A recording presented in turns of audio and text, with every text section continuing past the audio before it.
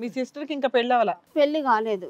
నేను మంచి సంబంధం చూస్తాను అంటున్నా. బయట ఎవరైనా మంచి మీరు చూడటం ఏంటమ్మా? మీ నాన్నకి ఏం తక్కువ అని వేరే సంబంధం చూడటానికి ఇప్పుడు నీకు ఫైటింగ్ నీ కాంపిటీషన్ తీసుకురావాల్సిన అవసరం ఏముంది? ఏమో సార్, ఎంత చెప్పినా అతను వినట్లేదు. అసలు నువ్వు చెప్పేవన్నీ నిజాలేనా? నిజమే మేడం, అందుకనే మీ దాకా వచ్చిన. మీ ఆయన చాలా మంచోడా? అంటే అలా మంచోడే మేడం, మంచోడే సార్. ఈ ఒక్క విషయంలో చెడ్డాడు. నా దాంట్లో మంచిగా చూసుకుంటా, కానీ మా చెల్లెని ఎందుకు అట్లా చేసుకుంటా అంటుండో నాకు అర్థం ఇప్పటికి అవ్వట్లేదు. బాగానే చూసుకుంటున్నాడా? ఇప్పటికి నన్ను బాగానే చూసుకోవడం బాగా చూసుకుంటాడు. చూసుకుంటున్నాడు కానీ ఆ ఒక్క ప్రాబ్లం అయితే అలాగే ఉంది. అలాగే అమ్మ, మీ ఉంది మేడం. చెల్లికి మీ ఆయనకి ఏమైనా సంబంధం ఉందా ముందు నుంచి?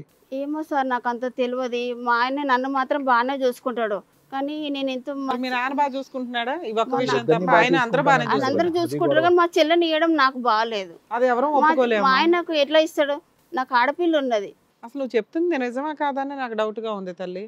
ఇంత దారుణంగా. మీతో పాటు ఎవరన్నా వచ్చారా? ఎవరు లేరు చెప్పు, నాకు ఎవరు సొల్యూషన్ కూడా ఎవరు ఇస్తలేరు. ఎవరు నాకు ఇప్పుడు నీకేంటి, మీ సిస్టర్ ని మీ ఆయన పెళ్లి చేసుకోకూడదు, ఇది నీకు ఒక హామీ కల్పించాలా? అదే చెయ్యండి మేడం. అలాగే. ఇక్కడ ఎవరెవరు వచ్చారమ్మా నీతో పాటు? మా ఆయన, మా నాన్న, మీ మా చెల్లి చెల్లి కూడా వచ్చింది. వచ్చారా? ఓకే. అందరూ వచ్చారు. సో నీకోసం అందరూ వచ్చినట్టే అయితే. చెప్పే తీసుకొచ్చావా వాళ్ళందరినీ ఇక్కడికి? చెప్పిన మేడం, ఇట్లా ఎవరు ఒప్పుకుంటలేరు, నా గురించి ఎవరు ఆలోచిస్తలేరు. వాళ్ళ గురించి ఆలోచించి నన్ను ఇట్లా. సో 1 versus 3, నువ్వు ఒక్కదానివే, అటువైపు ముగ్గురు ఉన్నారు. అటువైపు ముగ్గురు ఉన్నారు. బా, మామూలుగా లేదు ఈ యుద్ధం. సార్ మేడం, ఒకసారి వాళ్ళని కూడా స్టేజ్ మీద పిలవండి పిలుస్తాను. మేడం. రండి.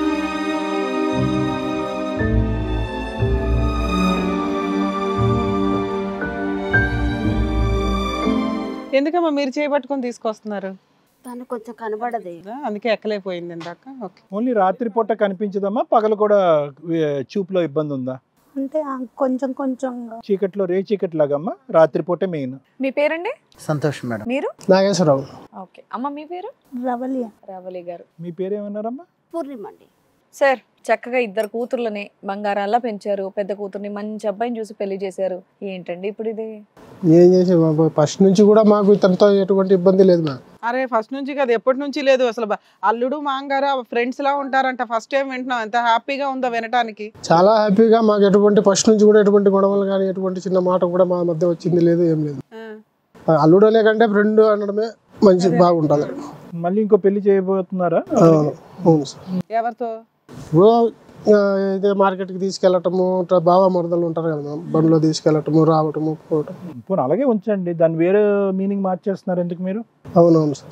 ఏం చేస్తారు? ఇట్లా వాళ్ళిద్దరు ఇష్టపడిపోయినారు అదే. వీళ్ళిద్దరు ఇష్టపడ్డారా? అవును మేడం. ఏది మీరు అనుకోకముందే వాళ్ళిద్దరు ఇష్టపడ్డారా? మీరు అనుకున్న తర్వాత వాళ్ళిద్దరు ఇష్టపడ్డారా?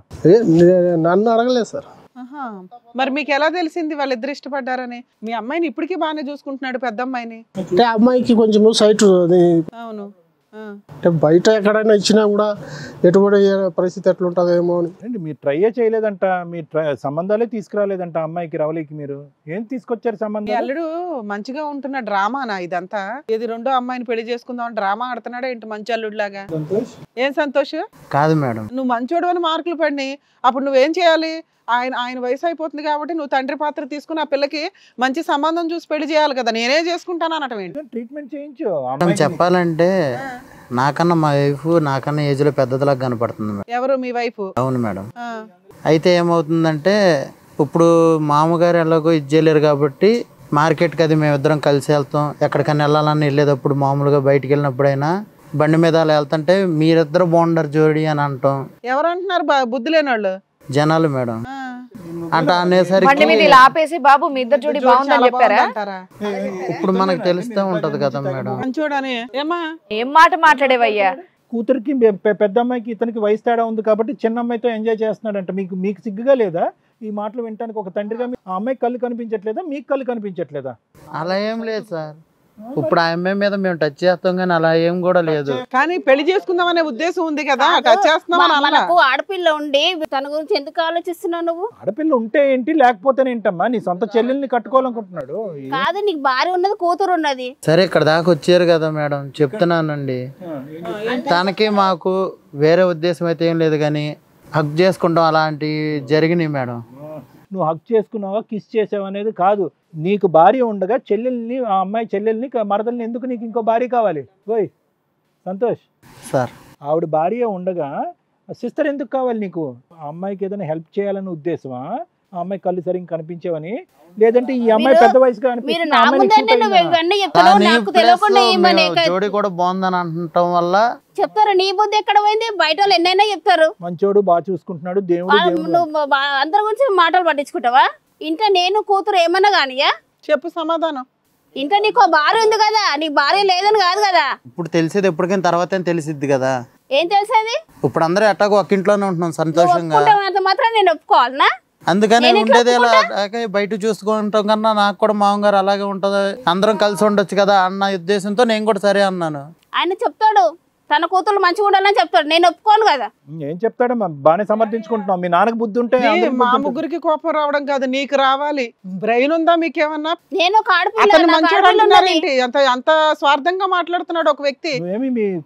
మీ అవసరాలు చూసుకొని ఆసరాగా తీసుకుంటున్నాడు అవన్నీ. ఏం కాదు, నీకు ఖర్చు తక్కువ అవుతుందనే ఉద్దేశంతో అమ్మాయిని కట్టబెట్టాలి అనుకుంటున్నావా? చెడ్డోడిని మంచోడిని చేసి కూర్చోబెట్టారు మీరు అందరూ. ఎవరు చెప్పారు మంచోడని? అతను కాదు, నువ్వు భార్య పోయినాక పెళ్లి చేసుకోలేదంట. ఆ అమ్మాయి మా పెద్ద అమ్మాయి ఒక కాదయ్యా, పెద్ద ఆయన ఇంకొక మూడో కూతురు ఉంటే కూడా ఇస్తావా? మూడో కూతురు ఉంటే కూడా ఇస్తావా? నాలుగో కూతురు ఉంటే కూడా ఇస్తావా?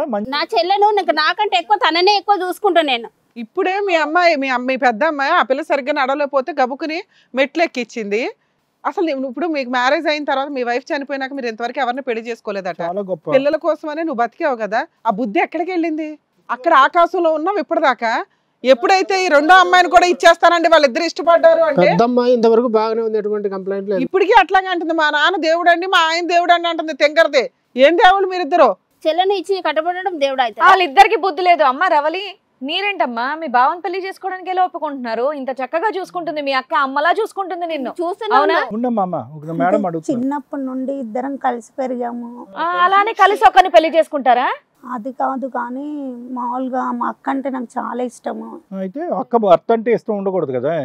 కరెక్టే, కానీ ఇంకా మా నాన్న కూడా ఒప్పుకునేసరికి నేను కూడా ఒప్పుకున్నాను. సార్ నీ ప్రమేయం ఏమీ లేదు. అతను ఏమన్నాడంటే అప్పుడప్పుడు హక్ చేసుకున్నాము, కలిసి ఒకటయ్యాము మేము, అంటే ఒకటంటే ఆ విధంగా కాదు కానీ ప్రేమించుకున్నాం అని అంటున్నాడు.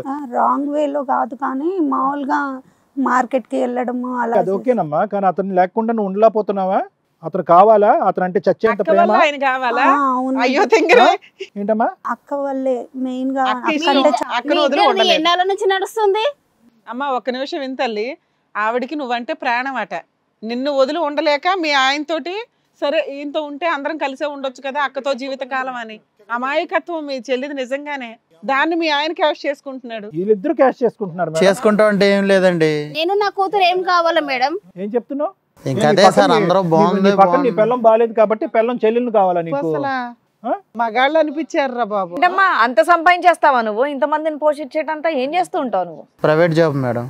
మరి పల్లి ప్లస్ ఏంటంటే నువ్వు చెప్పేటటువంటి సూక్తులు ఏంటంటే మా ఇద్దరి మధ్యన ఏమీ జరగలేదండి, ఒక హగ్గింగ్ తప్ప అని చెప్పి. హగ్గింగ్ జరిగిందా, కిస్సింగ్ జరిగిందా అనేటటువంటి అంశం కాదు. తెలిసి పెళ్లి చేసుకుని నమ్మకంగా పెళ్లి చేసుకుని ఒక ఆడపిల్లని కన్నావు అమ్మాయితో. ఇప్పుడు ఇంకో అమ్మాయిని పెళ్లి చేసుకుంటా అంటున్నావు. ఇక్కడ మళ్ళీ పెద్ద త్యాగమూర్తి లాగా ఒక స్టైల్ ఇస్తున్నావు. నువ్వు త్యాగమూర్తి కాదు, నీకు ఇద్దరు ఆడవాళ్ళు కావాలి పచ్చిగా చెప్పాలంటే, అంతే కదా? అదేం కాదు. దేని గురించి చేసుకుంటున్నావు ఆ అమ్మాయిని? దేని గురించి చేసుకుంటున్నావు? వాళ్ళ చెల్లెలు నీకు ఎందుకు అవసరం? ఆ అమ్మాయి అమాయకురాలు, ఆ అమ్మాయి బుద్ధిహీనరాలు, ఆ అమ్మాయికి తెలివితేటలు లేవు. లేదు సార్. హిట్ టీవీ యాప్, ఇందులో short news, live news, entertainment shows, movies, digital magazines తో పాటు మీ జిల్లా వార్తలను కూడా ఫ్రీగా చూడొచ్చు.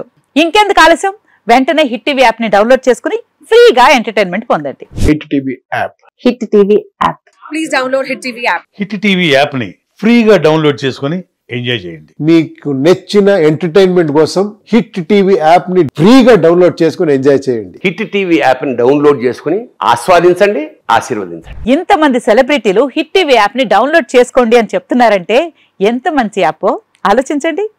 అమెరికా అమెరికా అమెరికా అమెరికాలో చదవాలనుకునే వాళ్ళకి విశ్వసనీయమైన పేరు మన శౌర్య కన్సల్టెన్సీ. యూకేలో 1 year మాస్టర్స్. యూకేలో 1 year masters. 2 years work permit up to 5 years visa. Contact Shaurya consultancy. Contact 89851 89851.